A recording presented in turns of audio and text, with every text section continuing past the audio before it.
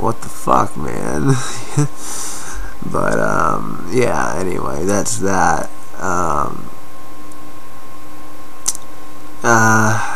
You know how they say that it's better to, what's the saying? It's better to have loved and lost than to have never loved at all. Whoever made that saying up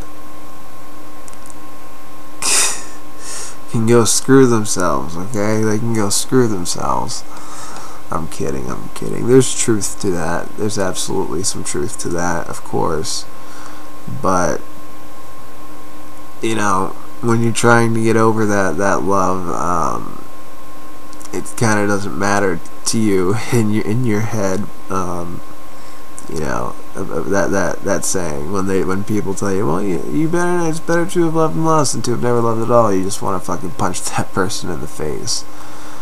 And you know, I've talked about it on the podcast before, about a year ago actually, the podcast entitled Love and Moving On, the episode that helped me gain a lot of viewers because I got really personal. And, well, here's my platform again where I'm going to get personal in this episode because I don't have anybody else to talk to about it. I can't call her up and talk to her about it. I've tried, but she's under a lot of stress lately. And, you know, I don't want to bother her. And, you know, we still remain friends, but let's go back, shall we? So, I do that podcast, Love and Moving On. And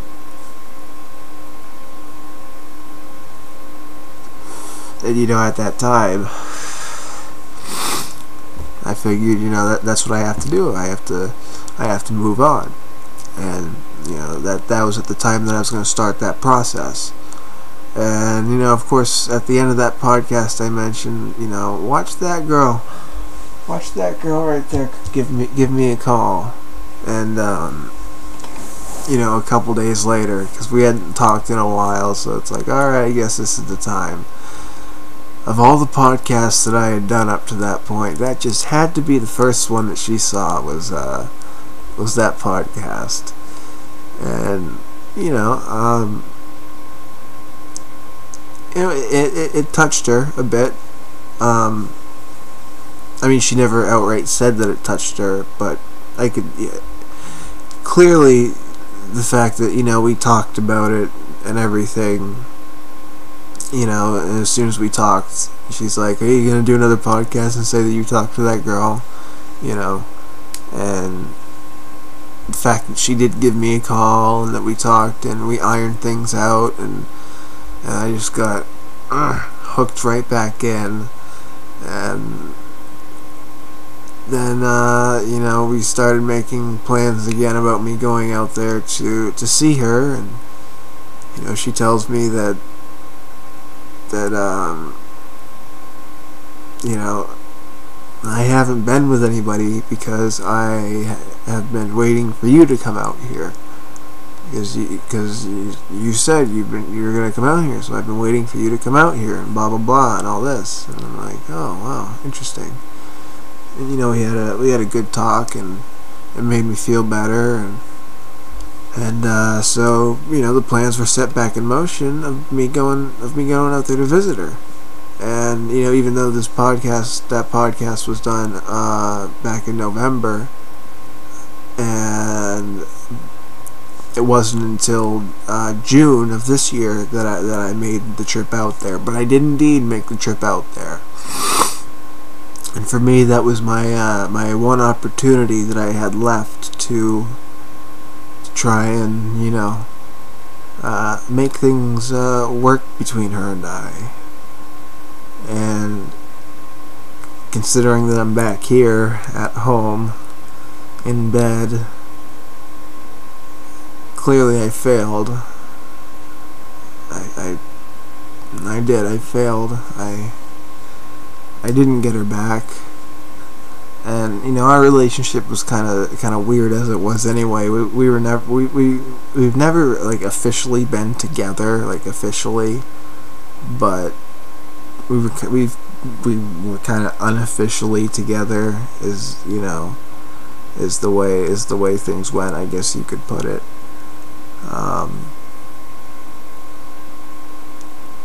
You know, so you know, I'll always love her. She was the first girl that I ever fell in love with. Like, I thought, yeah, like the first girl that actually I didn't the first girl that I ever hooked up with, I didn't feel like I was. We told each other, oh, I love you too. But you know, I was homeschooled. I left public school when I was 14 years old, and that was around the time where you know, you start, well, for me anyway, and the school district that I went to and the clique that I hung out with and everything, that was, or it was a little bit younger than that when people started getting, you know, girlfriends and getting over the whole cooties thing. Nowadays, that it's happening at fucking age, it's happening in kindergarten, you know. It's crazy, you know, how young kids are losing their virginity these days, let alone getting pregnant and, you know, ruining the rest of their lives. And you know, because I was homeschooled, I was never in very, you know, long relationships. Like, I still like you know, this girl, I've still never, like, officially been together with. Actually, I guess there was one girl that we were officially together for like a week. Every other time it was just like, yeah, we kind of slept together and hung out for a week or a weekend or whatever, and then that's how that went. And then, you know, this girl comes into my life through my best friend at the time. She was dating my best friend at the time, and they ended up having to stay at my house for a while because she had gotten kicked out of her house. And even though you know, my best friend, her boyfriend, had a place to stay, I was like, yeah, you guys can stay here, whatever. And then it turned out, you know, she was getting sick of him, like, smothering her and blah blah blah. And, you know, she told me that, you know, she started developing feelings for me. And as soon as she said that, because at that point in my life, and I've always been this way, a very shy, and still am to this day, a very self-conscious person, very low self-esteem, very hard for me to go up to a girl and make the first move, extremely difficult for me. And that's another reason why I never really had a true relationship growing up, besides the fact that I was homeschooled and I wasn't, you know, in the right, you know, situations all the time to you know, make things happen. So she comes into my life, and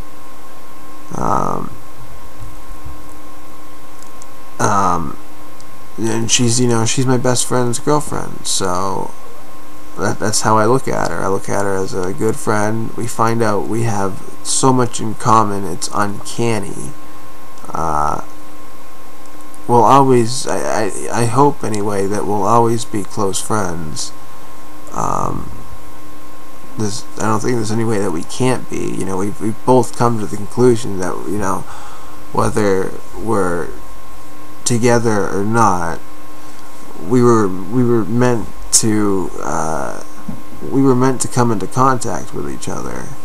You know, soulmates, really soulmates in a way.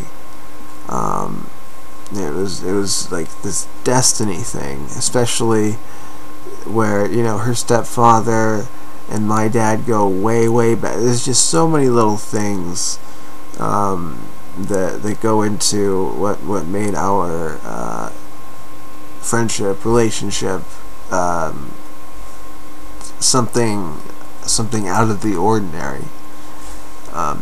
We had a very special connection, and she tells me that she likes me, and it's at that point where I start realizing that I think I might have feelings for her too. And a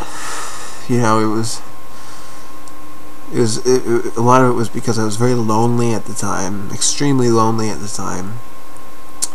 I was heavy into drugs, numbing my pain and my depression with drugs.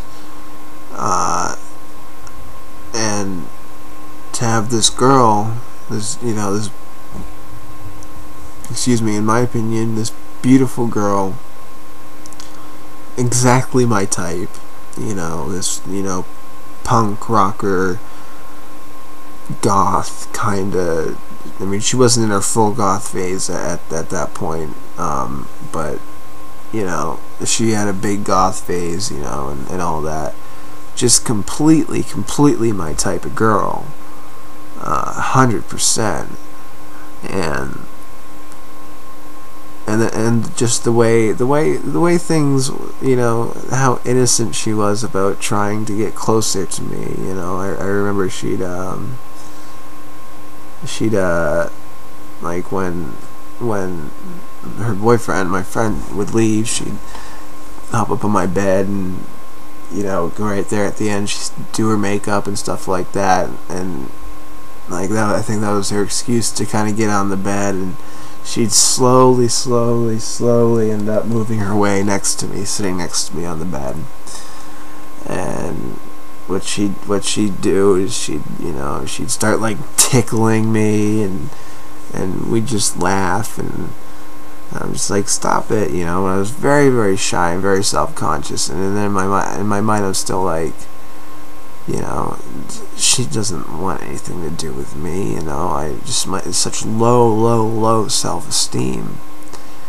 And it took a little while for me to actually make a move. It was just one night, she was like fucking tickling me or whatever, and and then we go in for that kiss, and it was that kiss, and that for me, it broke the ice, and then I was able to feel comfortable about like putting my arm around her, or having her lay on my stomach, on my chest or whatever, and watch TV. And at that time, it was the most comforting thing in the entire world to me, because without drugs, I didn't need a drug to numb anything, because she was right there, and it felt so good and pure and natural and real. And there's we were developing a passion.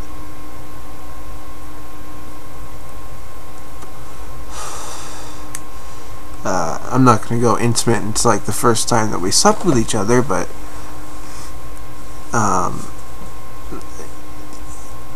the way that happened was straight out of I'll share the story. It was straight out of a movie. We were both laying down watching TV, and I had it in my mind that, alright, I think I'm going to finally I think I'm going to make the move. I kind of roll over, I look at her, and we're just laying down like this. She's facing this way, and I'm facing her. And I ask her, like, what do you want? And she's like, I want something, and I want you. And she's like, what do you want? And I said the same thing. I'm like, I want something, and I want you. And then we start kissing, and And, you know, there it went. And the first time her and I, you know, made love, I fell in love with her. I just fell right in love with her. And I had never felt such love from like a non-family member, you know, ever like that before. Even when I was young and when I lost my virginity and, you know, we laid back and watched TV and, you know, had our arms around each other, I didn't feel that. I didn't feel what I felt with her, you know, when I did that. I didn't feel the way that I did with you know, her as I did with my first. Or the other two, because I had only had sex with she was the fourth girl that I had sex with. So it's not even like, you know, she was my first, you know, girl or anything, but I was in a very vulnerable place at the time too, with my drug addiction and everything, and that's something that I learned in my head, like I really needed. Like, damn, I didn't realize. I was like, I didn't realize it, but I really needed a girl, and there she was, and she was just so perfect for me, just so perfect for me. And for a good solid week, things were great. But unfortunately, you know, things slowly deteriorated, which was all my fault. All my fault. I take all the blame, because my drug addiction just it ended up getting worse. And the straw that broke the camel's back, basically, was I started using needles. And I remember it was like 6 o'clock in the morning, and I was still up, and I was just going to bed at 6 in the morning, and she's pissed off because, you know, she's trying to sleep or whatever, and I wake up and she's not there. She had left, and that was hard. That was hard. Yeah, and during that period, like I said, things were great for a week, and she ended up getting back together with you know, with my best friend, and that hurt, obviously. Karma, though, I deserve it, because I did steal my best friend's girlfriend for a week. And after about 2 months, we reconciled. She needed a place to stay. I let her stay here, and we were kind of back together again, sort of, kind of, and you know that, and then, you know, she found a place, and from then on out, throughout the rest of that year, 2010, we remained great friends, and I'd go up and see her all the time up at her apartment, but she was still in love with her ex-boyfriend. And I was still in love with her, but I never told her that.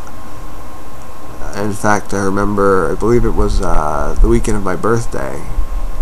This would have been like September 9th, 10th, or 11th of 2010. You know, we were sleeping in the same bed. You know, whenever I'd go up there, I'd spend the night, and we'd stay in the same bed, and every single time, yeah, I wanted to make a move. I wanted to touch her. You know, just when I say touch her, I just wanted to hold her hand. I just put my arm around her. But I didn't do that because because she'd have, you know, every weekend, her boyfriend would come up. And, you know, I knew how much she still loved him, and I was like, well, I'm not going to intrude on somebody else's territory. And I remember her asking me, how I feel about her. And I gave her the answers that I thought she wanted to hear, because I didn't want to come off as creepy or obsessive or smothering or anything. And I told her I feel, I look at you like a sister. And that's not the answer that she wanted to hear. She wanted to hear that I should have just told her the truth. That, I do still have feelings for you. And I fucked that all up. And within a month, she was in California. She's only supposed to be there for a couple days, but she ended up staying, and that's where she is now. She's still in California. And then to cut to the chase, back in June, I finally was able to get the plane ticket and go out and see her. And it was great seeing her. When we got along, I was so happy. But at the same time, we would still argue a lot. And for me, it had a lot to do with I was not very well adjusted to being away from home, 3,400 miles away from home for the first time in my entire life, for an extended period of time, so far away from home. And not only that, but I was of course acclimating to the weather. Didn't help the arthritis in my legs. And there were just certain things that just unfortunately went wrong. Some my fault, some were not my fault, but things got get exaggerated, and she'll admit that sometimes that she'll exaggerate things, not purposely, truly in her head. What she's feeling, she's truly feeling. And I know exactly what she's going through, because we share a lot of the same mental disorders. But that just, it drove us apart, and my ultimate mistakes led to me leaving early and having to come back home. And I was hoping that before I went out there, because of the way when she left New Hampshire, there was no closure. Like, she was supposed to come back, but she ended up staying out there, so there was no closure. And so that whole time I still had feelings for her, and I figured once I got out there, and if things didn't work out and I came back home, that I'd have closure and I'd be able to move on a lot easier. Well, that's not the case. That's not the case, because I still do have feelings for her. Have I told her this? I haven't.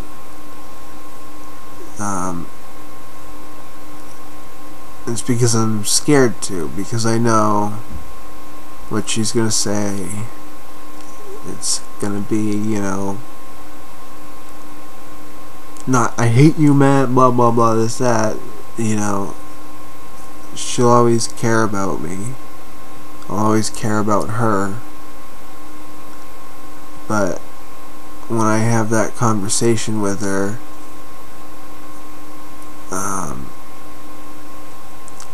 it's her response will be, I'm sorry, Matt, but I don't share those feelings for you anymore. And I know she doesn't. I just don't want to have to hear them. But there's gonna have to be a point in time where I do hear them, because that's the only thing that is gonna help me move on. The biggest thing that bothers me, though, is that I blew my one opportunity with her. And do I wish I could have one more chance? Of course I do. I wish I could have one more chance in a different environment, because I was having to stay, at her dad's house. And, I'm so used to the way things are here. Of course it was going to take me time to get acclimated to the way things were out there, and I couldn't do it overnight. And near the end, I was, it wasn't a long time, it was 2.5 weeks, and as time went on, I was getting more and more acclimated to the rules out there, to how things needed to be, and plus, circumstances that were beyond my control, such as money, and plus personal things that happened in her life, a death in the family, and stuff like that also didn't help. And I just felt the whole time that it was bad timing. It was really bad timing to go out there. I think she'll admit that. Her father will admit that. It was just a really bad time. And I do wish that at some point she could give me one more chance to prove myself. I know if I were to go out there again, it would still take like another 5 days to get reacclimated, but going out there changed a lot of things in my life. A million times more independent than I was before I left, because I had to learn to be independent out there, because I've been so used to living here for so long that I didn't have to do a whole lot of things. Not by choice, just I didn't have to. Everything was just done already, so. But since I got into routines out there and habits out there, I pick those up and I do them now here, and I know I could do better this time. I really wish, I really wish that I could have that one more, just one more opportunity. Just one more opportunity. And I don't blame her if she doesn't give it to me.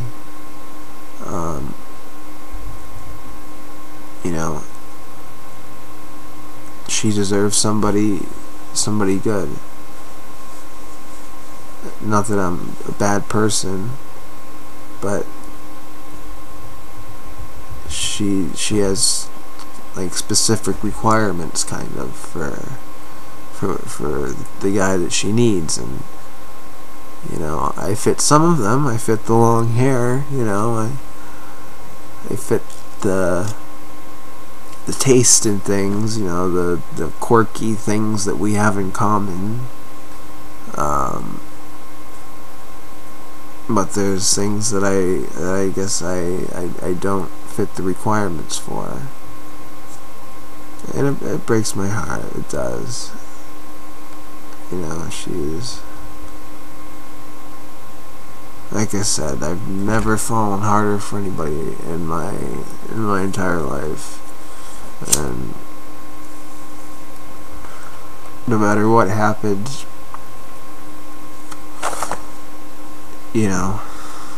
I'll always love her.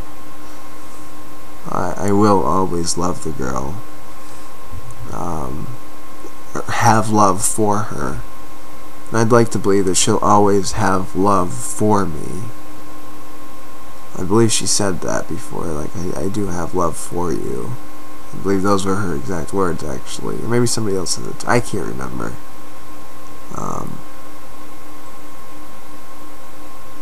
When I think back on, you know, the good nights that we had with each other, they were like the happiest times of my life. Because I truly felt like I had somebody that I connected with. Like we made ourselves one. And I miss her. I miss her a lot. That's really all I have to say about that, you know. I gotta move on. I gotta continue moving forward. You know, everybody always tells me that you're gonna find, Matt, you're gonna find somebody out there who loves you for you. This great girl. You're gonna love her. She's gonna love you back. This, that, blah, blah, blah. And, you know, sometimes I wonder if I will. You know, the thing that gets me is that I know I'm never gonna meet anybody like her again. Never will. Never gonna meet anybody like her again. To me, she's just the most. She gets more and more beautiful as she gets older too. That's another thing. I mean, just as she grows into this beautiful woman, she's just so gorgeous. And you know, I have people telling me like, I don't know what you see in her. Like not that, you know, like those same people also say, oh, I'd fuck her, you know, and you know, she's good looking, but I don't know like why you think that she's like the most beautiful girl in the world. Well, I do. I really do. She's the most beautiful girl. When I see her, I get that feeling, you know, that funny feeling in my stomach. When I first saw her, when I got to California, I got that funny feeling in my stomach. Just, oh my God, she's so beautiful. She's so beautiful. She's so.